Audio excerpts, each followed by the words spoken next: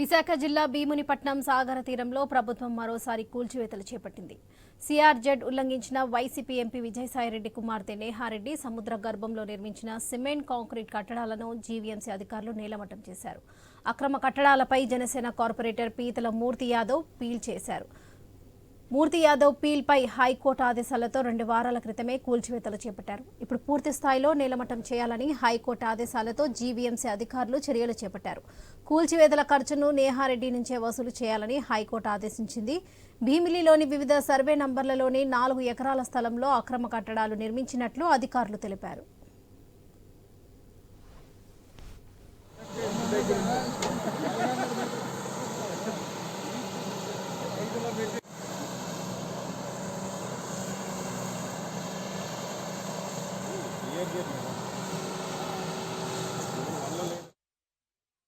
విశాఖ జిల్లా భీమునిపట్నం సాగర తీరంలో ప్రభుత్వం మరోసారి కూల్చివేతలు చేపట్టింది. సిఆర్జెడ్ ఉల్లంఘించిన వైసీపీ ఎంపీ విజయసాయిరెడ్డి కుమార్తె నేహారెడ్డి సముద్ర గర్భంలో నిర్మించిన సిమెంట్ కాంక్రీట్ కట్టడాలను జీవీఎంసీ అధికారులు నేలమట్టం చేశారు. అక్రమ కట్టడాలపై జనసేన కార్పొరేటర్ పీతల మూర్తి యాదవ్ పీల్ వేశారు. మూర్తి యాదవ్ పీల్పై హైకోర్టు ఆదేశాలతో 2 వారాల క్రితమే కూల్చివేతలు చేపట్టారు. ఇప్పుడు పూర్తి స్థాయిలో నేలమట్టం చేయాలని హైకోర్టు ఆదేశాలతో జీవీఎంసీ అధికారులు చర్యలు చేపట్టారు. కూల్చివేతల ఖర్చును నేహారెడ్డి నుంచి వసూలు చేయాలని హైకోర్టు ఆదేశించింది. భీమిలిలోని వివిధ సర్వే నంబర్లలోని 4 ఎకరాల స్థలంలో అక్రమ కట్టడాలు నిర్మించినట్లు అధికారులు తెలిపారు.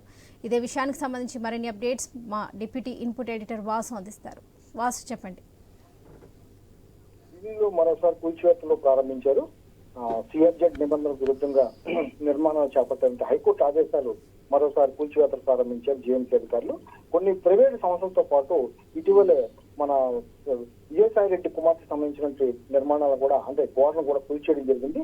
అది సముద్ర గర్భంలో నిర్మించినటువంటి కాంక్రీట్ తో సహా నేలమట్టం చేయాలని కోర్టు ఆదేశాల మేరకు ఆ కార్యక్రమం కూడా చేపట్టారు. హైకోర్టులో ప్రజా ప్రయోజనం దాఖలు చేసినటువంటి జనసేన నాయకుడు మూర్తి యాదవ్ ఈ వాద్యం దాఖలు చేయడంతో దీని ఆదేశాల మేరకు మూర్తి యాదవ్ ఇచ్చినటువంటి దీని ప్రకారం ఆ కోర్టు కూడా సీరియస్ గా తీసుకుంది. ఇప్పటికే అక్కడ ఉన్నటువంటి సిఆర్జెడ్ నిబంధనలకు విరుద్ధంగా నిర్మించినటువంటి గోడను కూడా కూల్చేశారు. అయితే సముద్ర గర్భంలో కాంక్రీట్ తో చాలా బలంగా నిర్మించినటువంటి ఆ గోడను మిగిలిన శకలాలను కూడా తొలగించే పనిలో జీఎంసీ అధికారులు ఉదయం నుంచి కూడా ఉన్నారు. మొత్తానికి దీనికి సంబంధించిన ఖర్చు కూడా పూర్తిగా వాళ్ళ నుంచే వసూలు చేయాలని కూడా చెప్పడం జరిగింది.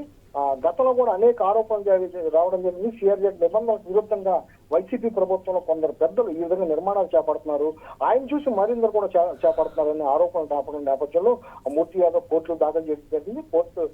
కోర్టులో మొత్తం విచారణ అనంతరం కూడా ఈ ఆదేశాలు ఇవ్వడం జరిగింది. ప్రస్తుతం అయితే కట్టినటువంటి గోడ సముద్ర గర్భమైనటువంటి బలమైన శకలాలను కూడా తొలగిస్తున్నారు వరలక్ష్మి. రైట్.